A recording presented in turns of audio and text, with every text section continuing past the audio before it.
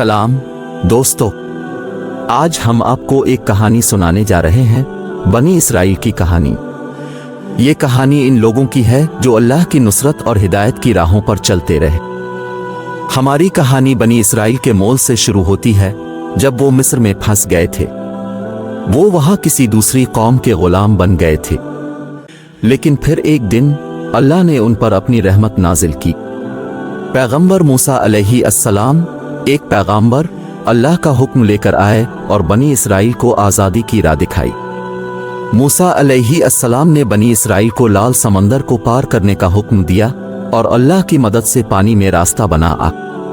ये एक अजीब वाक़या था, लेकिन बनी इसराइल ने अपने नबी की हिदायत को कबूल न किया और वो मुश्किल वक्त में भी गुनाहों में मुब्तला रहे। अल्लाह ने उन्हें 7 साल तक बर्बाद होते देखा।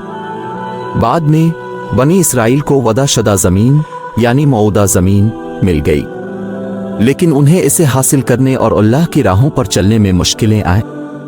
लेकिन बनी इसराइल में कई पैगंबर आए, जैसे पैगंबर दाऊद अलैहि अस्सलाम और पैगंबर सुलेमान अलैहि अस्सलाम।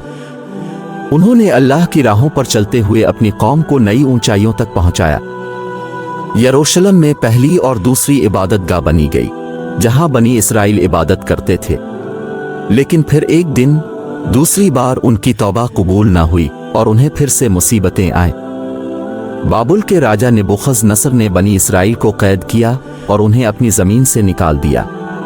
ये था उनका दूसरा अज़ाब। लेकिन फिर एक दिन बनी इसराइल को अल्लाह की रहमत मिली और वो अपनी ज़मीन पर वापस आए।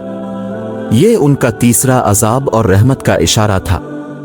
आज बनी इसराइल अपनी वादियों और ज़मीनों पर वाक़े है। उनका सफ़र, उन की तौबा और अल्लाह की रहमत हम सब के लिए एक सबक है। अल्लाह हम सब को हिदायत और रहमत से नवाजे। शुक्रिया दोस्तों, बनी इसराइल की कहानी सुनने के लिए।